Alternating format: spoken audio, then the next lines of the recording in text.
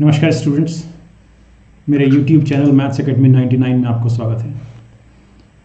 इस चैनल के थ्रू हम 11th और 12th क्लास की जो मैथमेटिक्स का जो कोर्स है, जो सिलेबस है, उसको कम्प्लीटली कवर करेंगे।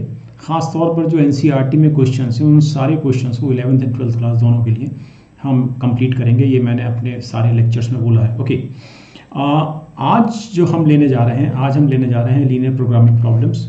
Okay, chapter 12 12th class NCERT और एक्सरसाइज लेंगे हम आज 12.1 और कुछ सॉल्व क्वेश्चंस भी करेंगे। आज की क्लास का पर्पज़ ये है कि आपको लीनियर प्रोग्रामिंग प्रॉब्लम से रिलेटेड जो कुछ बेसिक आइडियाज़ हैं वो आपको पूरी तरह से एक्सप्लेन किए जाएं।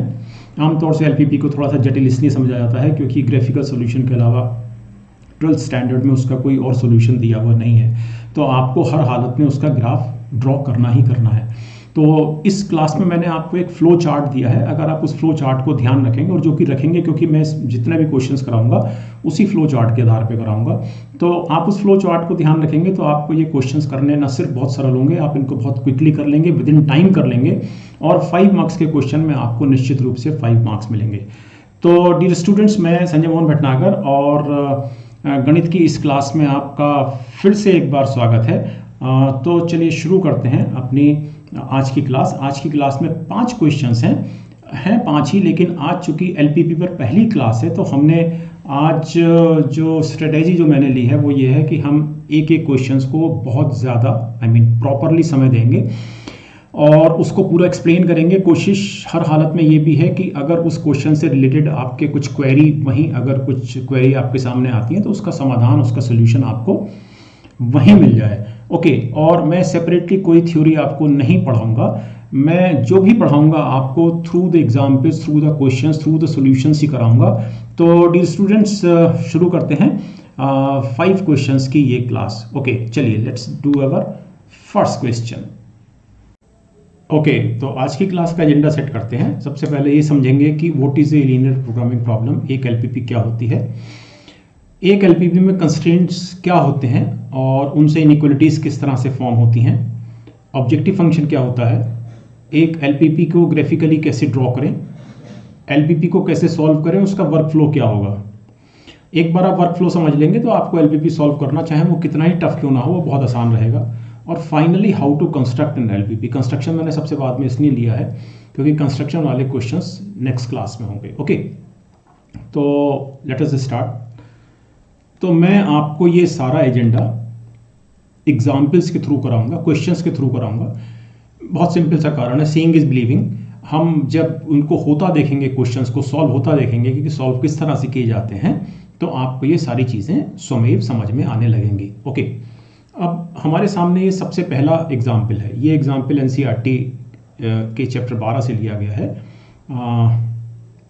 Maximise z equal to 3x plus 4y subject to the constraints x plus y less than 4 और equal to 4, x is greater than 0 और equal to 0, y is equal to 0 और ग्रेटर देन 0। ओके, अब इस question से सबसे पहले समझते हैं कि व्हाट इज एन LPP। देखिए, LPP में 3 शब्द हैं और 3 शब्द हैं लीनियर प्रोग्रामिंग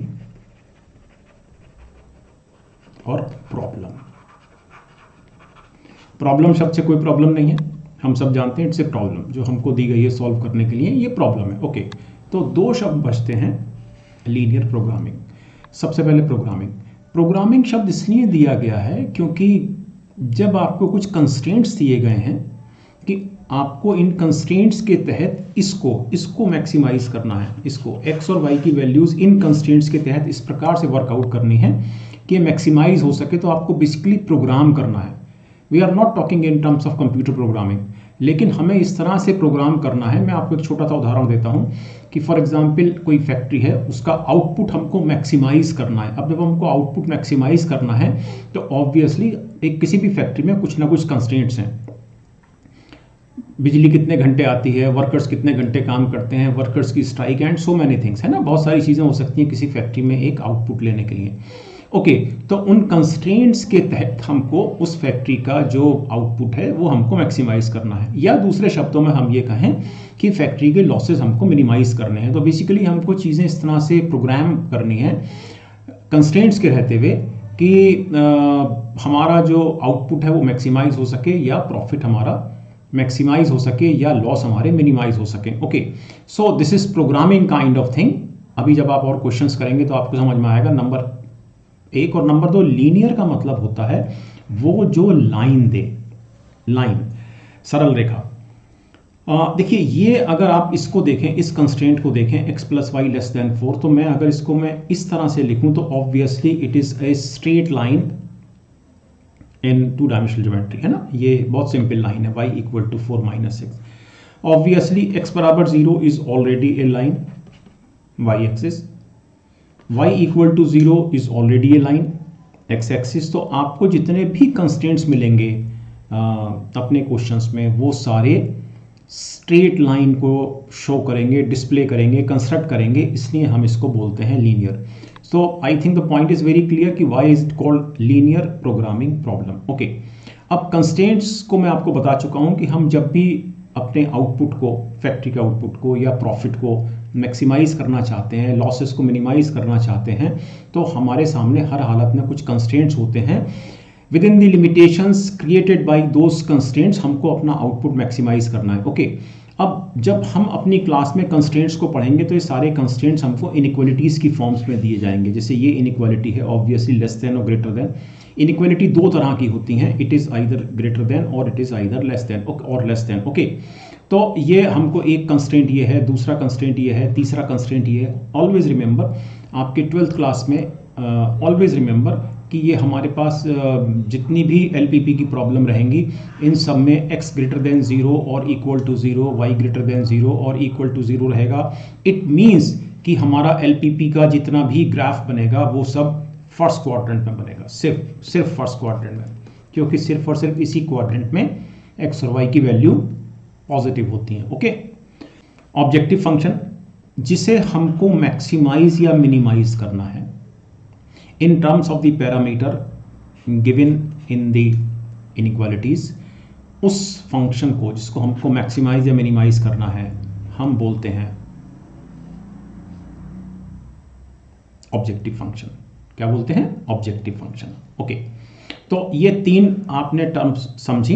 अब इसमें कुछ और भी टर्म्स हैं जो जब हम क्वेश्चंस करेंगे तो मैं आपको साथ साथ समझाता हुआ चलूंगा। पहली क्लास में मैं आपको, या पहले ही सवाल में, पहले ही क्वेश्चन में इसलिए भी एक्सप्लेन नहीं कर रहा हूँ कि उससे चीज़ें जटिल हो जाएंगी, कॉम्प्लेक्स हो जाएंगी। तो आगे आने वाले क्वेश्चंस में कुछ और नॉमेनक्लेचर या टर्मिनोलॉजी में आपको क्लियर करता चलूंगा। Okay, how to draw an LPP graphically. ये जितनी भी प्रॉब्लम आपको दी गई हैं ये सब ग्राफिकली सॉल्व करनी है, इनका अलग से कोई फॉर्मूला एज सच नहीं है। तो इन सबको ग्राफिकली सॉल्व करना है। तो जब हम ग्राफिकली सॉल्व करने की बात करते हैं तो हमको सबसे पहले उसका एक ग्राफ ड्रॉ करना पड़ेगा, जिसके लिए आपको एग्जाम में ग्राफ पेपर मिलेगा। ओके, और how to solve an LPP, just repeating myself, this no formula for solving an LPP, लेकिन इसका मैंने आपके लिए एक बहुत ही सिंपल वर्क फ्लो तैयार किया है, बहुत सिंपल। तो उस वर्क फ्लो को आप ध्यान रखेंगे, आप 3-4 क्वेश्चंस कर लेंगे तो आपको वर्क फ्लो बहुत आसानी से याद हो जाएगा। तो आप इस वर्क फ्लो पे इसको करेंगे तो 5 नंबर में 5 नंबर आपको मिलेंगे। ओके, और how to construct an LPP वो कल की क्लास में। तो अब इस क्वेश्चन को हम सॉल्व करना शुरू करते हैं। ओके, अब ये देखिए, मैं इसमें सबसे पहले जो मेरा जो वर्क फ्लो है मैं उस पर आता हूँ, क्योंकि अब हमको सॉल्व करना है। ऑलवेज रिमेंबर, कुछ चीज़ें हमेशा ध्यान रखिए, इसमें आपका टाइम भी बचेगा, कभी गलती भी नहीं होगी। सबसे पहला पॉइंट ये है कि ये जो आपको जो कंस्ट्रेंट्स दिए, और ये तो फर्स्ट क्वाड्रेंट है इसलिए इसको तो हम छोड़ दें। बेसिकली इस इक्वेशन में आपको वर्चुअली एक ही कंस्ट्रेंट दिया गया है और वो ये है, ये तो हमेशा दिए जाएंगे and this represents first quadrant, है ना। ओके, तो यहाँ पर आपको एक ही कंस्ट्रेंट दिया गया है, तो ये तो एक ही इनइक्वालिटी दी गई है, ये बोलना चाहिए, जो ड्रॉ की जानी है ना। तो इसको ड्रॉ करने में एज सच कोई समस्या नहीं है, ये बहुत सिंपल स्ट्रेट लाइन है। लेकिन आपको आने वाले क्वेश्चन में एक से ज़्यादा कंस्ट्रेंट्स मिलेंगे, इनइक्वालिटीज़ मिलेंगी, इनको छोड़कर, और वहाँ आपको उतनी ही लाइन ड्रॉ करनी पड़ेगी। तो सबसे पहला जो बेसिक प्रिंसिपल है LPP में, याद रखिए इसको, 5 नंबर का क्वेश्चन आएगा और आपका टाइम भी लेगा। तो सबसे पहले आप लाइंस को ड्रॉ कीजिए ऑब्वियसली इन फर्स्ट क्वाड्रेंट, ठीक है ना। शॉर्टकट का इस्तेमाल कीजिए लाइन ड्रॉ करने में। मैं शॉर्टकट अभी आपको समझाने जा रहा हूँ कि लाइंस को हम एक शॉर्टकट से कैसे ड्रॉ करते हैं और उससे बहुत एक्यूरेट स्ट्रेट लाइन खींचती है, नंबर 1। नंबर 2, एग्जामाइन विच लाइंस इंटरसेक्ट, यानी कि अब हमारे पास 3 इनइक्वालिटीज़ दी गई हैं तो हमारे पास 3 स्ट्रेट लाइन बनेंगी। It's very simple, okay. 3 straight line बनेंगी तो हमको सिर्फ ये देखना है कि कौन सी लाइन इंटरसेक्ट करती हैं, कौन सी लाइन। अब जो लाइन इंटरसेक्ट करती हैं उनको उनके जो पॉइंट्स ऑफ इंटरसेक्शन है वो हमको वर्कआउट करने हैं। I just repeat my self, जो लाइन्स इंटरसेक्ट करती हैं फर्स्ट क्वाड्रेंट में, examine which lines intersect in first quadrant, ये ज़रूर लिखा जाना चाहिए क्योंकि हम फर्स्ट क्वाड्रेंट की बात कर रहे हैं। तो वो सारी लाइन जो फर्स्ट क्वाड्रेंट में इंटरसेक्ट करती हैं उनको हमें पॉइंट्स ऑफ इंटरसेक्शन निकालने हैं, ओके। अब ऑब्वियसली जब लाइंस इंटरसेक्ट करेंगी तो कुछ इस तरह से कॉन्वेक्स पॉलीगॉन बनेगा डिपेंडिंग अपॉन द लाइन, कितनी लाइन है आपके पास। तो इनके जो वर्टिसेस हैं, चूंकि आपने पॉइंट्स ऑफ इंटरसेक्शन निकाल लिए हैं तो ये आपको सारे मिल जाएंगे, ठीक है। और फिर ये ऑब्वियसली सारे पॉइंट्स जो हैं वो एक्स और वाई कोऑर्डिनेट्स में होंगे। तो एक्स और वाई कोऑर्डिनेट्स को हमारे पास यहाँ पर, जैसे हम इसी उदाहरण को देखें, 1 2 3 4 5 सेट हो गए हमारे पास एक्स और वाई कोऑर्डिनेट्स के। बस इसको इसमें हमें इनकी एक्स और वाई कोऑर्डिनेट्स की वैल्यू इसमें प्लेस करनी है और जिसमें हमको जेड मैक्सिमम या मिनिमम मिले, दैट इज़ द आंसर। तो अब मैं आपको सीइंग इज बिलीविंग करके दिखाता हूँ। तो सबसे पहले हम इसकी लाइन ड्रॉ करेंगे, okay. So let us start. देखिए इक्वेशन है x प्लस वाई बराबर 4। लाइन खींचने के लिए ऑब्वियसली आप बराबर का साइन लगाएंगे। ये मैं आपको भी समझाऊंगा कि लेस देन का मतलब क्या होता है, ओके। शॉर्टकट दे रहा हूँ आपको लाइन ड्रॉ करने के लिए। हालांकि लाइन तो बहुत सरल है ये वाली लाइन, क्योंकि यहाँ पर इंटरसेप्ट दोनों एक्सिस पर 4 का इंटरसेप्ट है, तो ये बहुत ही सरल है। मतलब बेसिकली ये इस तरह से लिखा हुआ है, तो इसमें दोनों लाइन पर 4 का इंटरसेप्ट है, ओके। लेकिन मैं आपको जनरल तरीका समझा रहा हूँ कि कितना ही जटिल इक्वेशन क्यों ना हो, आप उसकी लाइन बहुत आसानी से खींच लेंगे। Always remember this way of constructing line. एक टेबल बनाइए एक्स वाई। देखिए किसी भी लाइन को खींचने के लिए हमेशा 2 पॉइंट्स पर्याप्त होते हैं। यदि 2 पॉइंट्स हमको दिए हुए हैं तो उन 2 पॉइंट से एक यूनिक लाइन पास होगी। ये आपने 2D ज्योमेट्री में पढ़ रखा है, ओके। तो ये टेबल बनाइए, एक बार x को 0 रखिए, एक बार y को 0 रखिए। जब आपने x को 0 रखा तो y इक्वल टू 4, जब आपने y को 0 रखा तो x इक्वल टू 4। तो आपको जो 2 यूनिक पॉइंट्स मिले जिससे लाइन ड्रॉ होगी वो हो गए, सॉरी ये 4 है ना, ओके। तो बस now this is simple, this is 4 0, this is 0 4। तो ये हमारी लाइन हो गई, ओके, सिंपल। और point is very clear, okay. और अब हम देखते हैं कि लेस देन का आशय क्या होता है। ये जो लिखा हुआ है, देखिए इसका मतलब है कि y इज लेस देन और equal to 4 minus x. y equal to 4 minus x line ये है। तो जब हम y को इससे छोटा लेते हैं, इसका मतलब ये है कि y की वैल्यू रिड्यूस हो रही है। तो सारे points including those that are on the line, यानी कि इस पर जितने, क्योंकि इक्वालिटी का साइन भी है, तो ये सारे पॉइंट्स, फर्स्ट क्वाड्रेंट की बात हो रही है सिर्फ, ये सारे पॉइंट जो कि इनफाइनाइट नंबर ऑफ पॉइंट्स हैं, ऑब्वियसली वो सब इसको सेटिस्फाई करेंगे, क्वालिफाई करेंगे इसको, ठीक है ना। ये सारे पॉइंट्स ऑब्वियसली ये अनंत पॉइंट्स हैं। अब इसको सॉल्व करना है तो मैंने एक बना रखा है ऑलरेडी। तो ये वाला पॉइंट हमारा जो है ये 0 4 है, ये 4 0 है और ऑब्वियसली ओरिजिन है। तो इसमें ये जो हमको जो कॉन्वेक्स पॉलीगॉन मिला है, this is called convex polygon. ये जो हमको मिलेगा फर्स्ट क्वाड्रेंट में, it is obviously polygon, it is called convex polygon. तो ये पॉइंट मैं मान लेता हूँ ये हो गया O, ये हो गया B। तो मेरे को जो पॉलीगॉन मिला है जिसको मुझे एग्जामाइन करना है वो है AOBA, ओके।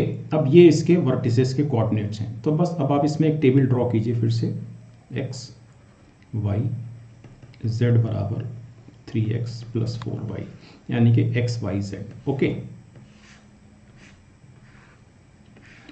x का पहली वैल्यू है 0 4, दूसरी वैल्यू है 0 0 और तीसरी वैल्यू है 4 0। ये वाला पॉइंट B वाला है ना, यानी कि मैं पॉइंट्स भी लिख देता हूँ और आपको क्लैरिटी हो जाएगी। वर्टेक्स। तो ये वाला जो वर्टेक्स है ये ए है, ये वर्टेक्स ओ है, ये वर्टेक्स बी है। मेरे ख्याल से अब क्लैरिटी हो गई आपको।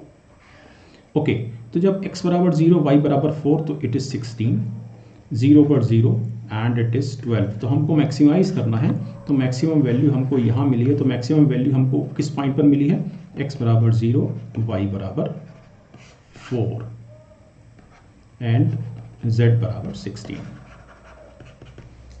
क्लियर? ओके, चल let's move to the next question. Now we have second question from exercise 12.1. Minimize z equal to minus 3x plus 4y subject to पहली inequality, दूसरी inequality x plus 2y less than or equal to 8, 3x plus 2y less than or equal to 12 और ये first quadrant. Okay, तो अब obviously हमको चार straight line मिलेंगी, 1, 2, ये y एक्सिस, ये z, ये x एक्सिस। ओके, जो सबसे पहला काम है मैंने फिर से लिख दिया है ताकि आपको चीज़ें याद रहें कि सबसे पहला जो हमारा काम है वो है हमको गिवन लाइंस की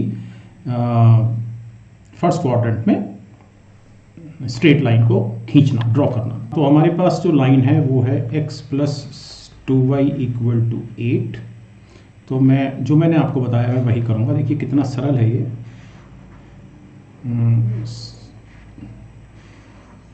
this is x, this is y। x को 0 रखा तो 2y equal to 8 means y equal to 4। y को 0 रखा तो x इक्वल टू 8। तो मेरे पास जो पॉइंट आए वो आए 0, 4 और 8, 0।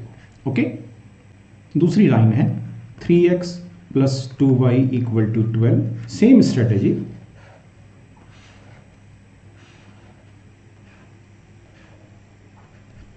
x को 0 रखा, एक बार y को 0 रखा तो x को 0 रखते 2y equal to 12, y equal to 6, y को 0 रखा 3x equal to 12, x equal to 4। तो यहाँ पर पॉइंट्स मिले मेरे को 0, 6 एंड 4, 0। ओके, तो अब हमारे पास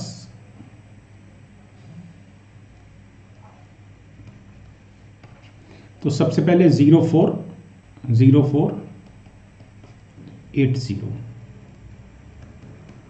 यानी ये लाइन।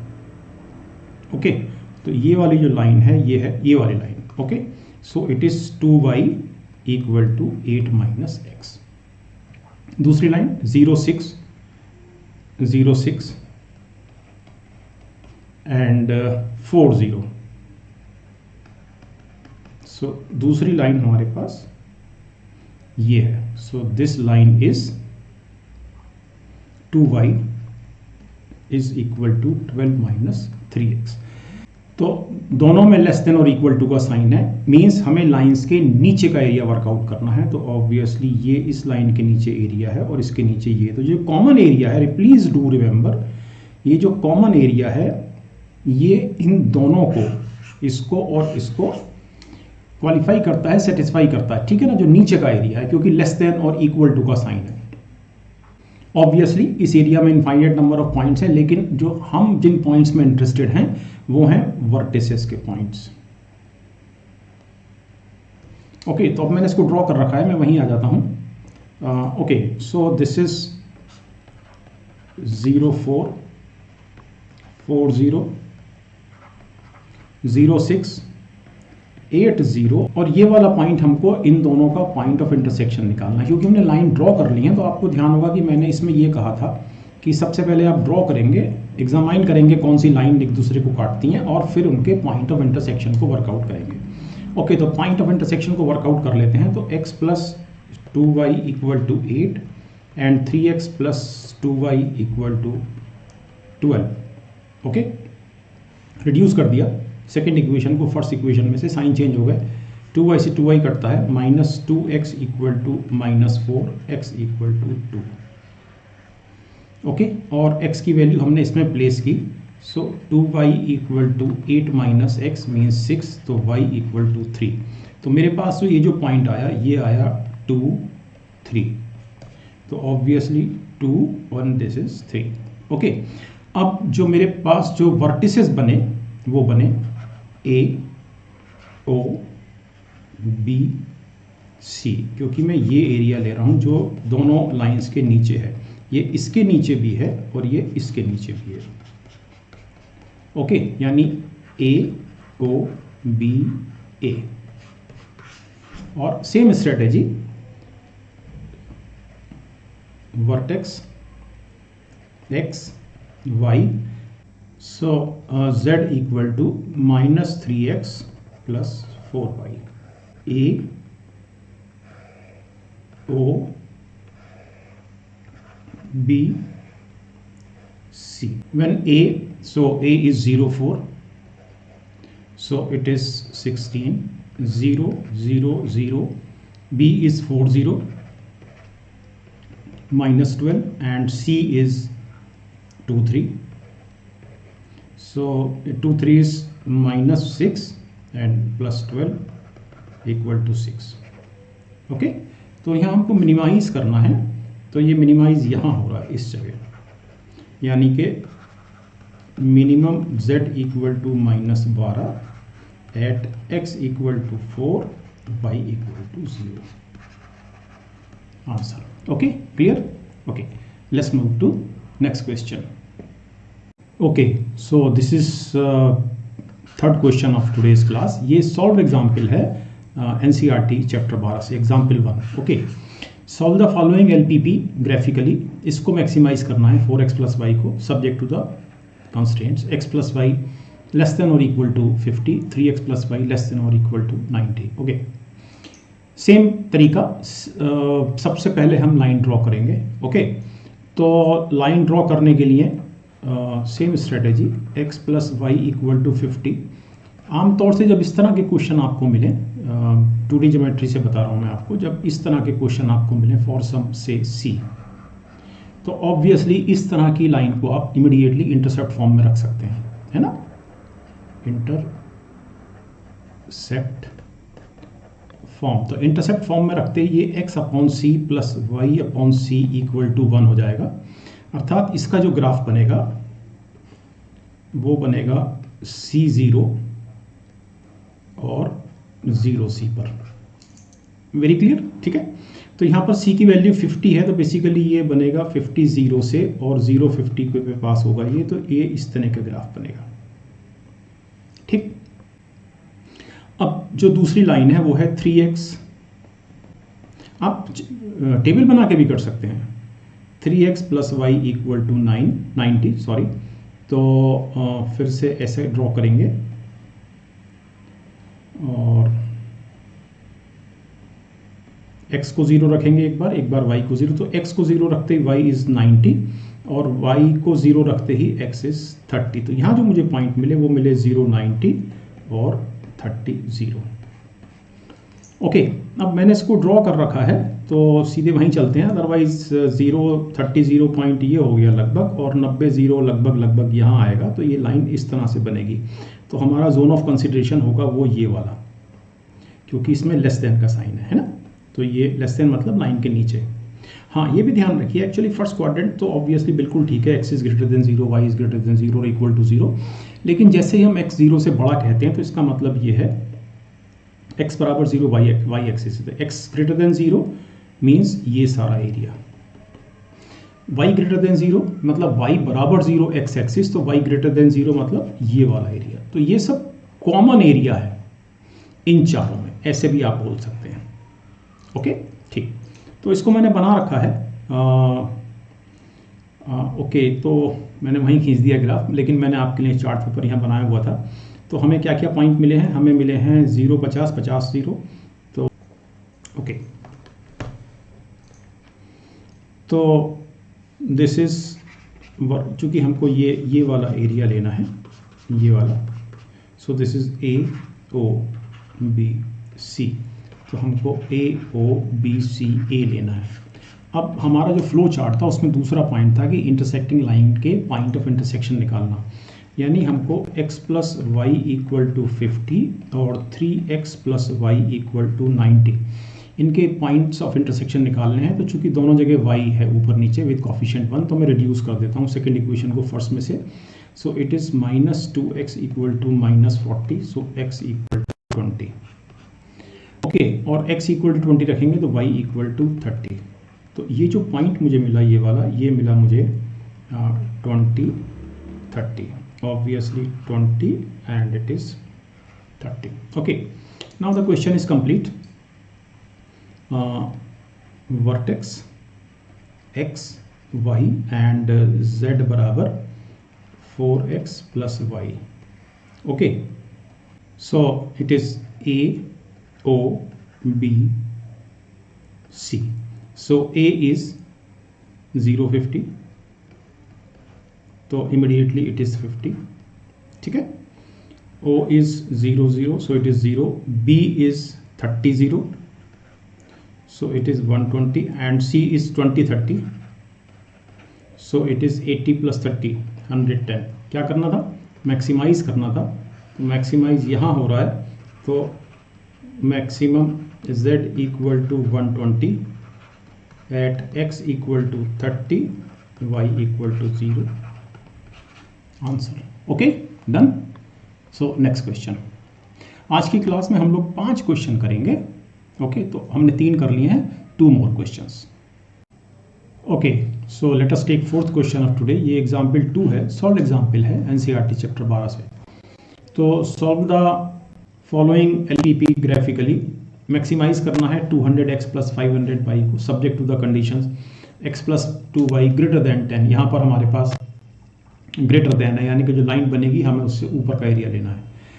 ओके, और second line, second equation is, inequation is 3x plus 4y less than और equal to 24, and then again first quadrant x is greater than 0 and y is greater than 0. Okay, यहाँ पर मैं आपको, चूँकि अब हम काफ़ी इससे परिचित हो चुके हैं टॉपिक से, यहाँ पर मैं आपको 2 शब्द, 2 टर्म मैं आपको और बताऊंगा.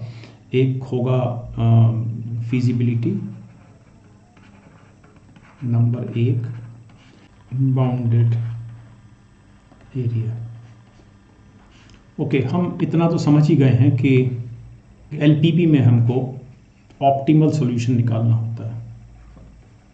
ये शब्द मैंने अब यहाँ चौथे क्वेश्चन पे लिया है क्योंकि अब हम बहुत परिचित हो गए हैं. ओके, ऑप्टिमल सॉल्यूशन जो हमको निकालना होता है, ये या तो हमको मैक्सिमाइज करना होता है, या हमको जो हमारा ऑब्जेक्टिव फंक्शन है उसको मिनिमाइज करना होता है ना. तो हमको ऑप्टिमैलिटी देखनी होती है. Okay, point is clear. Feasibility का मतलब क्या होता है कि गिवन दीज कंस्ट्रेंट्स या तो सॉल्यूशंस एग्जिस्ट कर सकते हैं, मतलब ऐसे सॉल्यूशंस मिनिमाइज या मैक्सिमाइज करने के लिए जो इन चारों को सेटिस्फाई करें. तो या तो सॉल्यूशंस एग्जिस्ट कर सकते हैं या एग्जिस्ट नहीं भी कर सकते हैं. अभी आप देखेंगे कि सॉल्यूशंस एग्जिस्ट नहीं कर रहे होंगे किसी प्रश्न में. तो सॉल्यूशन 2 तरह के हो सकते हैं, एक तो फीजिबल और दूसरा इनफीजिबल. जब सॉल्यूशंस एग्जिस्ट करते हैं तो ऑब्वियसली एक रीजन में करेंगे जिसको हम कॉन्वेक्स पॉलीगॉन बोलते हैं. तो ऐसा रीजन जिसमें सॉल्यूशंस एग्जिस्ट करते हैं फीजिबल रीजन कहलाता है, और जब हमारे पास सॉल्यूशन एग्जिस्ट नहीं करते हैं तो वो इनफीजिबल सॉल्यूशन कहलाता है, इनफीजिबल रीजन या इनफीजिबल सॉल्यूशन कहलाता है. इनफिजिबल में एरिया, जो फिजिबल रीजन है वो अनबाउंडेड होगा. अनबाउंडेड मैं अभी आपको आज क्लास में तो नहीं, कल मैं आपको किसी क्वेश्चन से समझाऊंगा कि जब हमारे पास एक पॉलीगॉन नहीं बनेगा, कॉन्वेक्स पॉलीगॉन नहीं बनेगा, मतलब हमारे पास एक क्लोज्ड पॉलीगॉन नहीं होगा, इट इज़ क्लोज्ड. तो जब हमारे पास क्लोज्ड पॉलीगॉन नहीं होगा तो ऑब्वियसली जो हमारा जो जोन ऑफ कंसिडरेशन होगा, जो रीजन होगा, वो अनबाउंडेड होगा. Something like this. एक छोटा सा उदाहरण ले लेते हैं कि एक लाइन ये है और दूसरी लाइन ये है. ओके, और हमें कहा गया है कि हमें जो हमारा जो जोन ऑफ कंसिडरेशन है इन लाइन से ऊपर का है. तो ऑब्वियसली जो इन लाइन से ऊपर है वो ये एरिया है, इस लाइन से ऊपर ये एरिया है, एक्स एक्सिस से ऊपर ये एरिया है, वाई एक्सिस से ऊपर ये एरिया है. तो जो ये वाला जो एरिया है, ये वाला, ये कॉमन है, लेकिन ये अनबाउंडेड है. तो आपको इस तरह की प्रॉब्लम भी अभी देखने को मिलेंगी. ओके, तो मेरे ख्याल से ये शब्द आपको समझ में आ गए होंगे. And now we come to the question. तो इस क्वेश्चन में जो पहली इनइक्वेशन है ये ग्रेटर देन साइन के साथ है, यानी कि यहाँ हमको स्ट्रेट लाइन मिलने वाली है उससे ऊपर का रीजन को कंसीडर करना है. सो चलिए, let us start. Same strategy. सबसे पहले हम ड्रॉ करेंगे लाइंस को. x plus 2y equal to 10, same table या सेम मैट्रिक्स। मैट्रिक्स का मतलब मैट्रिक्स मत समझिए, मैट्रिक्स टेबल को भी मैट्रिक्स कहा जाता है।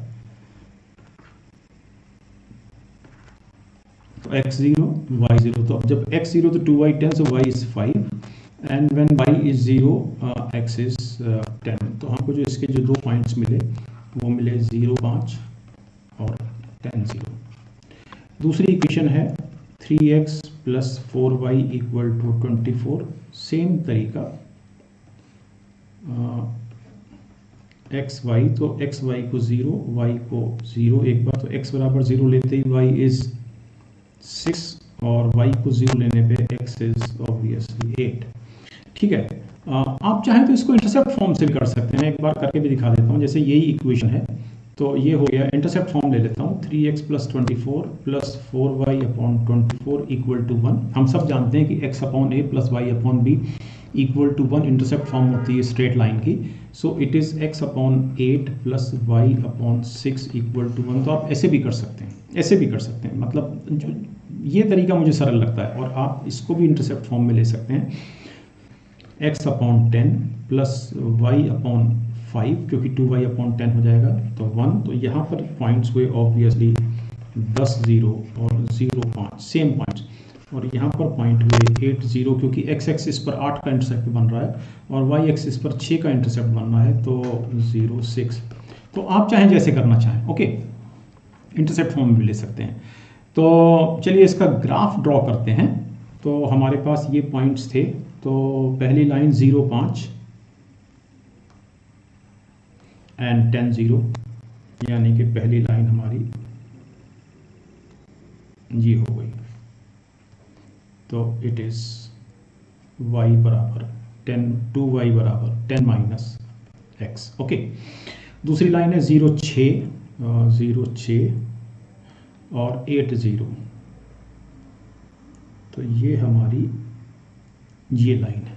ओके, ये हमारा पॉइंट ऑफ इंटरसेक्शन है। अब इसको मैंने बना रखा है, सिर्फ ये समझाना है आपको। चलिए वहीं चलते हैं। सो this line is 2y is equal to 10 minus x and this line is 4y बराबर 24 माइनस 3x। ओके, अब इस लाइन में ग्रेटर देन लगा हुआ है, यानी कि हमको ऊपर एरिया लेना है, मींस ये सारा एरिया। ठीक है, इस लाइन में नीचे का लेना है, यानी ये वाला एरिया। तो ये वाला एरिया जो है, और ऑब्वियसली फर्स्ट क्वाड्रेंट यानी कि इससे, तो ये वाला जो एरिया है ये वाला, ये कॉमन है।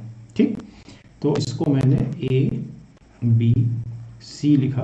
और अब जैसी हमारी स्ट्रेटेजी, हमको इसमें पॉइंट ऑफ इंटरसेक्शन निकालना है दोनों का। तो जो लाइन है हमारे पास वो है x plus 2y equal to 10 and 3x plus 4y equal to 24। अब इसको मैं 3 से मल्टीप्लाई कर देता हूँ पहली इक्वेशन को, तो ये हो जाता है 3x plus 6y equal to 30। Second equation को पहले में से माइनस कर दिया, so it is 4 minus 6 minus 2y equal to minus 6, y equal to 3। So when y is equal to 3, so 6, so x equal to 4। ठीक, so this point is 4 3।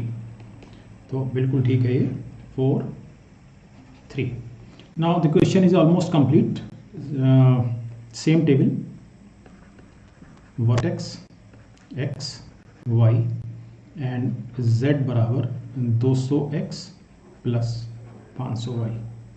Okay, vertex a b c, a ये वाला vertex, so it is 0 5, b is 4 3, c 0 6। So 200x plus 500y यानी कि 2500। It is 800 plus, so it is 2300 and it is 3000। हमको minimise करना है, तो minimise हो रहा है ये। So finally the answer is minimize z equal to 2300 2300 at x equal to 4 y equal to 3। Okay, let us move to the next question. Okay, अब हम आज का आखिरी क्वेश्चन, आज की क्लास का आखिरी क्वेश्चन देखते हैं, जो 5th क्वेश्चन है इस क्लास का, और ये एग्जाम्पल 3 है चैप्टर 12 से, सॉल्व एग्जाम्पल है। इसमें मिनिमाइज एंड मैक्सिमाइज दोनों करना है। z बराबर 3x प्लस 9y दिया हुआ है, और इसमें आप देखेंगे कि आपको 3 कंस्ट्रेंट्स दिए गए हैं। ये तो रहते ही हैं, ये वाले 2 कंस्ट्रेंट्स तो हमेशा। ओके, तो ये 3 कंस्ट्रेंट्स दिए हुए हैं, और इन 3 कंस्ट्रेंट्स के लिए हमको सबसे पहले इनकी लाइंस ड्रॉ करनी है। अब यहाँ आपको इस चीज़ की इम्पोर्टेंस मालूम चलेगी। ये जो मैंने आपके लिए वर्क फ्लो बनाया है, इसमें इस बात की इम्पोर्टेंस, इस फ्लो चार्ट की। पहले लाइन खींच लें, फिर मैं आपको इसकी थोड़ी सी इम्पोर्टेंस बताता हूँ इन 3 पॉइंट्स की। इन 3 पॉइंट्स को मैंने इसी क्रम में क्यों रखा है। ओके, तो सबसे पहले लाइन खींचते हैं। इस बार मैं इन तीनों लाइन को इंटरसेक्ट फॉर्म में ले लेता हूँ।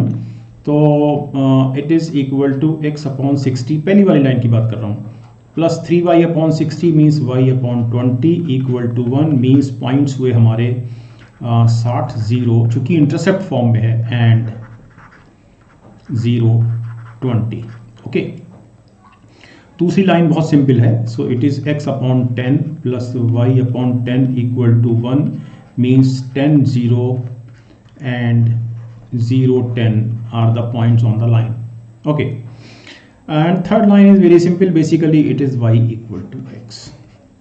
Okay, so let us draw the line. अब इसमें जो आपको जो चार्ट मिलेगा ग्राफ पेपर, ऑब्वियसली हम 10 का स्केल लेंगे, ठीक है ना। 10 10 20 60, 10 का स्केल लेते हैं। तो x, तो y इक्वल टू x, तो लाइन इमीडिएटली ये हो गई, इसमें तो कोई डाउट ही नहीं है ना। ये तो y equal to x line हो गई। 60 0, तो 60 0 को लगभग यहाँ मान लेते हैं मैंने। ओके, और दूसरा है 0 20, तो 0 20 लगभग यहाँ मान लेते हैं। सो पहली लाइन तो हमारे सामने ये हो गई। ओके, तो चूंकि ये लेस देन है, तो हमें इसके नीचे का एरिया लेना है, ये सब।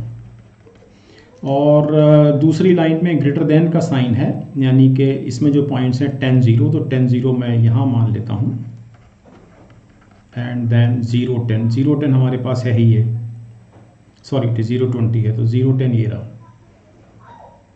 ओके, सो ये 0 20 है, ये 0 10 है। ओके, इसके ऊपर का एरिया लेना है, ऊपर का, यानी अब जो और हाँ, ये वाली जो इक्वेशन है, ये है y x is less than और equal to y means y is greater than और इक्वल टू x, यानी कि इस लाइन से ऊपर का एरिया लेना है। तो बेसिकली हमारे सामने ये कॉमन एरिया है। अब इसको मैं आगे आपको स्लाइड पे दिखा देता हूँ, जहाँ पर मैंने इसे बना रखा है। तो हमारे सामने ये कॉमन एरिया है, ये लाइन y बराबर x है। तो चूंकि यहाँ पर जस्ट रिपीटिंग ये इस तरह से है, तो हम इसमें ऊपर का एरिया लेंगे, इस सब ऊपर का एरिया, ठीक है। दूसरा है हमारा, यहाँ पर ग्रेटर देन का साइन है, तो ये वाली लाइन ये है, तो इसमें हम ऊपर का एरिया लेंगे। ओके, और इसके नीचे, इसमें हम नीचे का एरिया लेंगे। So this is the area common to these three, और ये फर्स्ट क्वाड्रेंट है ही। ओके, तो ये हमारा एरिया है। अब मैं इसमें A B C D, यही था ना एरिया। ओके, A के कोऑर्डिनेट्स ऑब्वियसली 0 20, B के कोऑर्डिनेट्स 0 10, और अब हमें ये निकालना। अब देखिए यहाँ पर जो मैंने आपको जो फ्लो चार्ट बताया था, उसकी इंपॉर्टेंस समझ में आती है। एक्चुअली अगर मैं इंटरसेक्शन पहले निकालने लगता, तो मेरे को इस लाइन और इस लाइन के इंटरसेक्शन का कोई रोल नहीं है, मुझे कोई ज़रूरत नहीं है, क्योंकि ये इस क्वाड्रेंट में, ये लाइन और ये लाइन इस क्वाड्रेंट में एक दूसरे को नहीं काट रहे हैं, फर्स्ट क्वाड्रेंट में, है ना। तो हमको कभी भी पॉइंट ऑफ इंटरसेक्शन पहले नहीं निकालने चाहिए। हमें कौन कौन सी लाइन के पॉइंट ऑफ इंटरसेक्शन चाहिए? ये चाहिए, यानी कि y बराबर x और ये वाली लाइन, y बराबर x और ये वाली लाइन। तो बहुत सरल है एक्चुअली, y बराबर x से इंटरसेक्शन हो रहा है, तो दोनों इक्वेशन में मैं y बराबर x लिखूंगा। तो मैं इसमें जब y बराबर x लिखता हूँ, तो ये हो गया 3x बराबर 60 minus x। So 4x equal to 60 and x equal to 15. Since y is equal to x, so y is also 15. Okay, so the point is 15. And this is since y equal to x, so x equal to 10 minus x. अच्छा 15 को check भी कर सकते हैं, ये 15 पे है यहाँ और ये वाला भी 15 पे, x और y कोऑर्डिनेट्स होगा. So this is 2x equal to 10, x equal to 5, hence y equal to 5. So 5. तो ये भी 5 पर है ना. ओके, तो let us work out z. तो मैंने ये ऑलरेडी एक टेबल बना रखी है. तो ये कोऑर्डिनेट्स हमको मालूम ही है. ये हमारे सामने ये a है, a b c d है ना. तो a हम वर्कआउट कर चुके हैं, 0 20 0 10 5 and 15. Okay, so a is 0 20, so x 0 y 20, so it is 180, y 10, so it is 90, x 5, so 15 और 45 60 और 45 और 135. Okay, ठीक. And this is minimum. So minimum z बराबर 60 at x equal to 5, y equal to 5. Maximum z equal to 180 at x equal to 15, y equal to 15.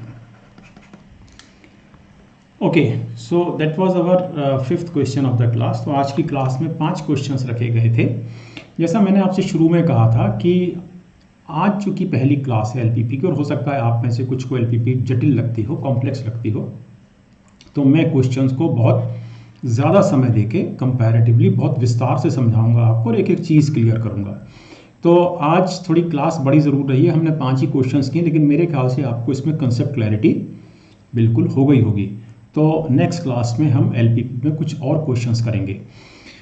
Target ये है कि NCERT में जितने भी अनसॉल्व एक्सरसाइजेज हैं, सॉल्व तो मैं करा ही रहा हूँ साथ साथ कुछ, लेकिन जितनी भी अनसॉल्व हैं वो आपको सारी करा दी जाएं. ओके, तो और कोशिश ये भी रहेगी कि एग्जाम्पलर से भी कुछ क्वेश्चंस कराए जाएं. ओके, तो thank you very much dear students. मिलते हैं नेक्स्ट क्लास में.